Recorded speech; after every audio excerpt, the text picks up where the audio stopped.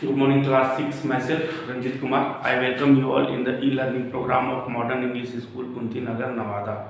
This is the second video lecture of the chapter Sorting of Materials. So, in last video we have discussed about what is classification. After that we have discussed about the necessary, why do we need to classification, what are the benefits of classification. These things we have seen. After that we have seen the substance are classified into different groups based on some properties. Means we need to know the property of the substance, then only we can classify it into a certain group. किसी group में डालने से पहले हमको उसके गुण के बारे में जानना होगा. सो उस प्रॉपर्टीज में सबसे पहला प्रॉपर्टी हम लोग पढ़े थे अपीयरेंस.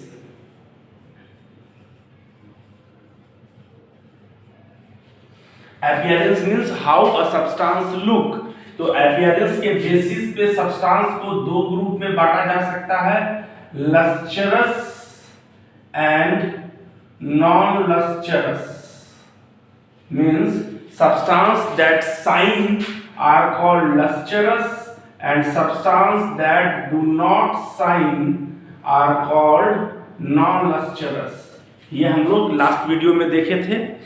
अब नेक्स्ट प्रॉपर्टी जो हम लोग पढ़ने जा रहे हैं that is hardness.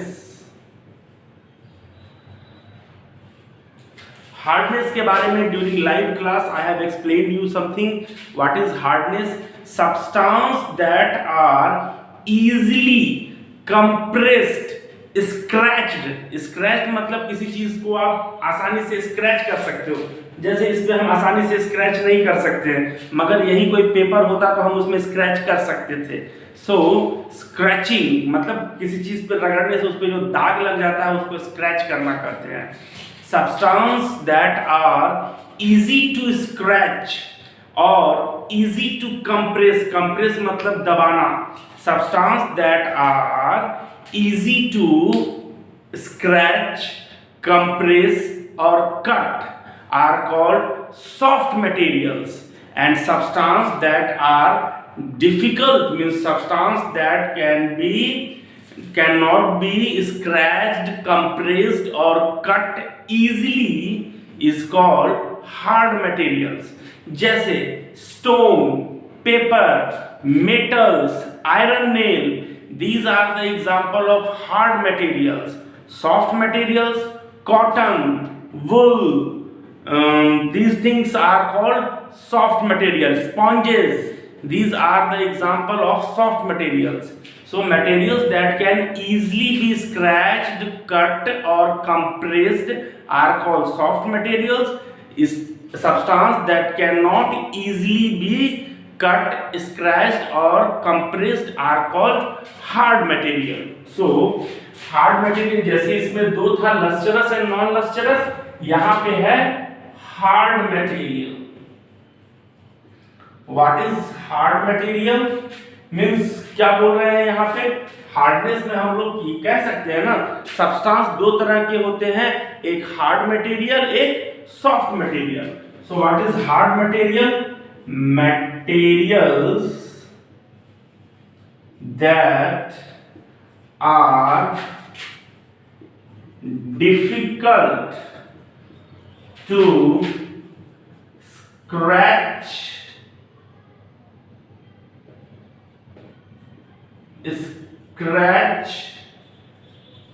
compress or cut are called hard materials. Example: wood, glass, piece of stone, iron nail, etc. These are the example of hard material. Hard materials are used to make vehicles, जो गाड़ी बनता है वो hard material से बनता है। Cutting tools, किसी चीज को कट करने का जो टूल्स होता है वो बनाने में हार्ड मटेरियल्स को यूज करते हैं। So hard materials are used to make vehicles, machine or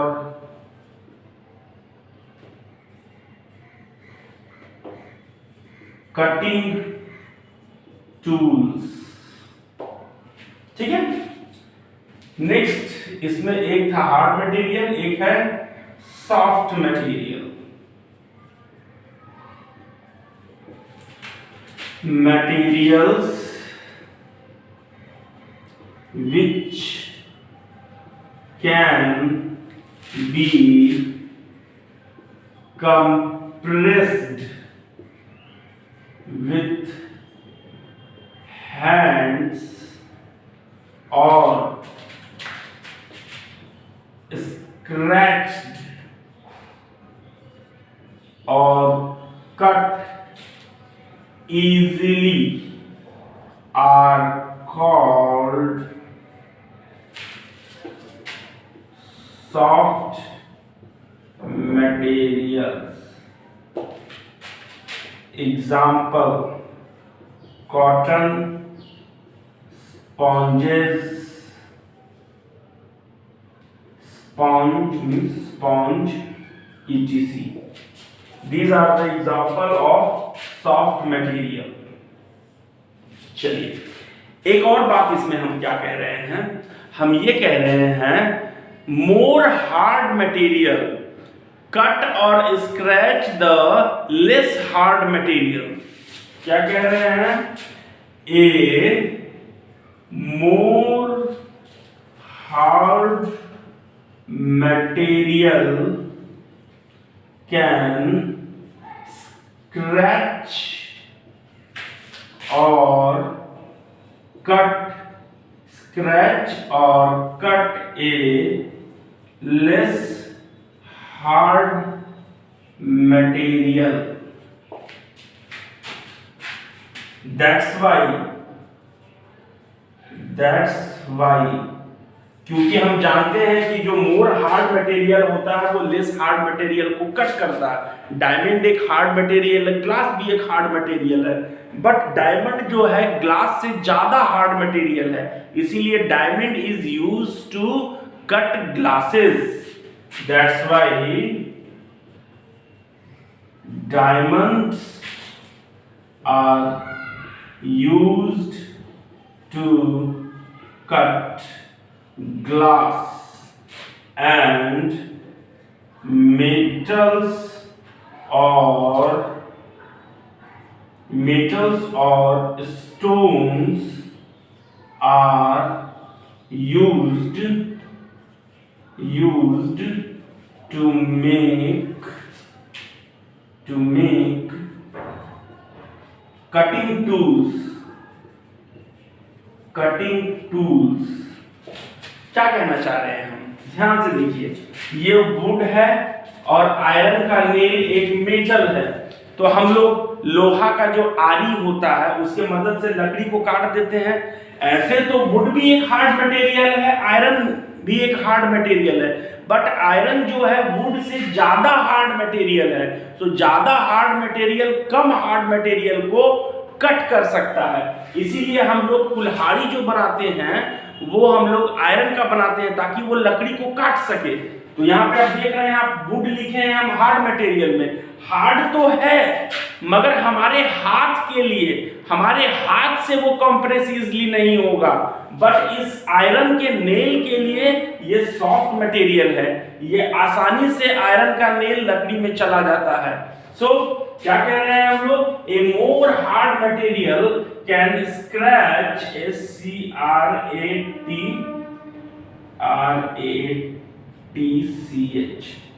scratch और cut a less hard material. यहां पे एग्जांपल दे दिए आपको, ठीक है। ओके, सो अब देखिए ये दोनों को लीजिए, अपीयरेंस बताया आपको, इसमें लस्टरस और नॉन लस्टरस। हार्डनेस में बताए हार्ड और सॉफ्ट मटेरियल, दो प्रॉपर्टी हो गया। तीसरा प्रॉपर्टी है सॉल्यूबल और इनसॉल्यूबल, मींस कोई चीज पानी में या लिक्विड में घुलता है कि नहीं घुलता है, दैट इज कॉल्ड सॉल्यूबल और इनसॉल्यूबल। जैसे आप एक गिलास में थोड़ा सा सैंड डाल दीजिए और दूसरे गिलास में थोड़ा सा नमक डाल दीजिए और दोनों को डिसॉल्व कीजिए, तो सैंड डिसॉल्व हो जाएगा, सैंड घुल जाएगा। उसमें डिसॉल्व होना मतलब घुल जाना। क्या सैंड डिसॉल्व होगा? नहीं, सैंड डिसॉल्व नहीं होगा। और जो सॉल्ट है या शुगर है वो डिसॉल्व हो जाएगा, वो घुल जाएगा। तो सॉल्ट और शुगर को हम कहेंगे they are soluble and sand is insoluble. Means what is soluble? Ability of the material to get dissolved in the liquid is called soluble. So if a substance get dissolved or mixed properly in the liquid, then the substance is said to be soluble. ठीक है, चलिए तो यहाँ पे क्या बोल रहे हैं, सबसे पहले soluble देख लेते हैं। what is soluble? Substance that get dissolved in water and forms a solution is called soluble substance. Example: salt, sugar, glucose. They are soluble in water.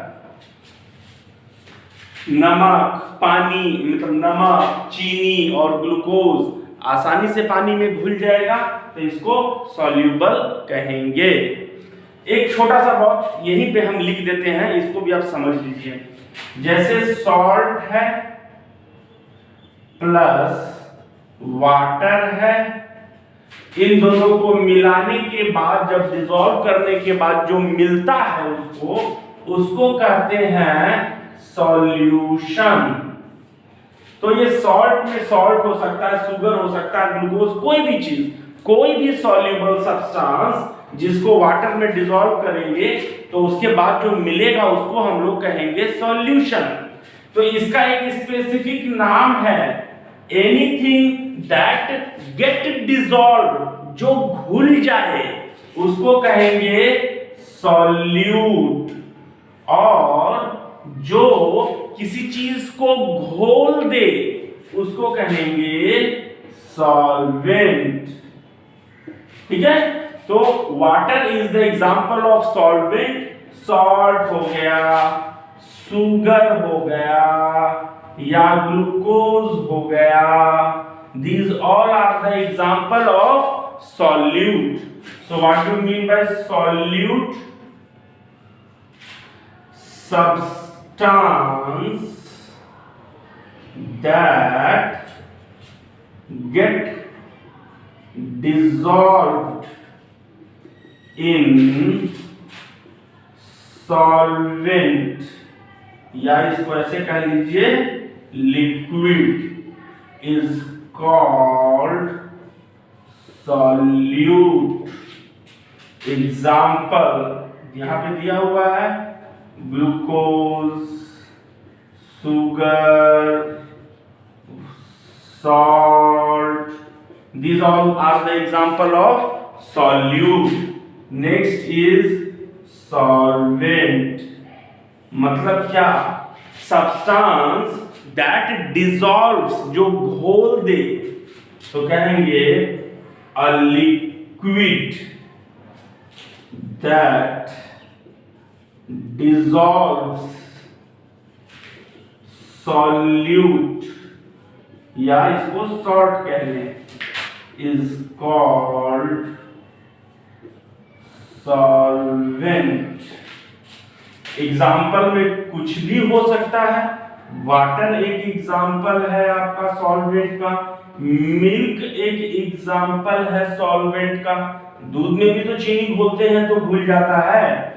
Alcohol, alcohol भी एक एग्जाम्पल है सॉल्वेंट का, ठीक है। Juice, juice भी एक example है solvent का।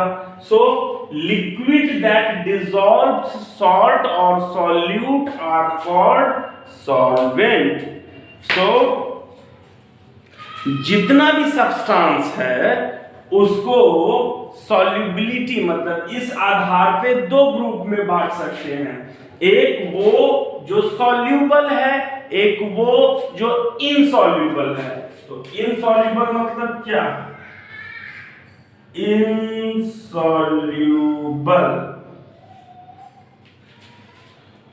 substance that do not get dissolved in water, in liquid are called insoluble. Means substance that do not get dissolved in liquids are called insoluble, and substance that get dissolved in liquid, कह लीजिए water या liquid एक ही बात है, कोई भी liquid हो। So substance that do not get dissolved in liquid is called insoluble, जो घुल नहीं जाए। एग्जाम्पल सैंड हो गया, आयरन नेल हो गया, स्टोन हो गया, etc. These are the insoluble substance. ये क्या हो गए?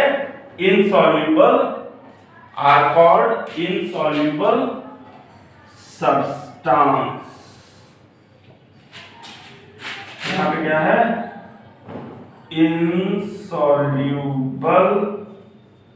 substance, और यहाँ पे है soluble substance. Substance that get dissolved in liquid are called soluble substance, and substance that do not get dissolved in liquid are called insoluble substance. तो अभी मान लीजिए आपको हम दे दिए हैं, एक आयरन का नेल दे दिए हैं, एक लकड़ी का टुकड़ा दे दिए हैं, एक मिश्री दे दिए हैं, मिश्री का एक टुकड़ा दे दिए हैं आपको, फिर उसके बाद एक चॉकलेट दे दिए हैं, एक टॉफी लॉलीपॉप दे दिए हैं आपको, और हम बोले हैं कि आप बताइए कि इसमें से कौन सॉल्यूबल है कौन इनसॉल्यूबल है। आप क्या किए? दो गिलास लिए, मिश्री को एक गिलास में डाल दिए, चॉकलेट को एक गिलास में डाल दिए, सैंड को एक गिलास में डाल दिए, आयरन नेल को एक गिलास में डाल दिए, पानी डाल दिए सब में और छोड़ दिए उसको डिसॉल्व होने के लिए। थोड़ी देर के बाद देखेंगे क्या मिश्री और चॉकलेट जो है वो पानी में घुल गया, तो इसका मतलब those are soluble. Iron nail और सैंड जो है वो पानी में नहीं घुला, मींस दे आर इनसॉल्यूबल। तो इसके आधार पर ये तीसरा पॉइंट है। तीसरा प्रॉपर्टी है, first property appearance, second property hardness, third property soluble और इनसॉल्यूबल। तो दो ग्रुप है, जैसे इसमें भी हार्डनेस में हार्ड और सॉफ्ट था, अपीयरेंस में लस्टरस और नॉन लस्टरस था, इसमें सॉल्यूबल एंड इनसॉल्यूबल है। जो घुल जाए वो सॉल्यूबल, जो नहीं घुले वो इनसॉल्यूबल। ये तो दो टर्म है आपको हम एक्स्ट्रा डाल दिए हैं इसमें। सॉल्यूबल में जो घुल जाता है पानी में उसको सॉल्यूट कहते हैं। सब्सटेंस दैट गेट डिसॉल्व्ड, जो घुल जाए, insolvent is called solute, example glucose, sugar, salt. And solvent किसको कहेंगे? A liquid that dissolve solute और salt are called is called solvent. Water, milk, alcohol, juice, these are the example of solvent. ठीक है, इन दो बातों को याद रखिएगा, सॉल्यूबल और इनसॉल्यूबल। और ये दोनों एक्स्ट्रा इंफॉर्मेशन है जिसको भी आप लोग ध्यान में रखिएगा, आपसे पूछा जा सकता है what do you mean by solute, what do you mean by solvent. Okay, that's all for the day, बाकी देखेंगे नेक्स्ट क्लास में। ओके।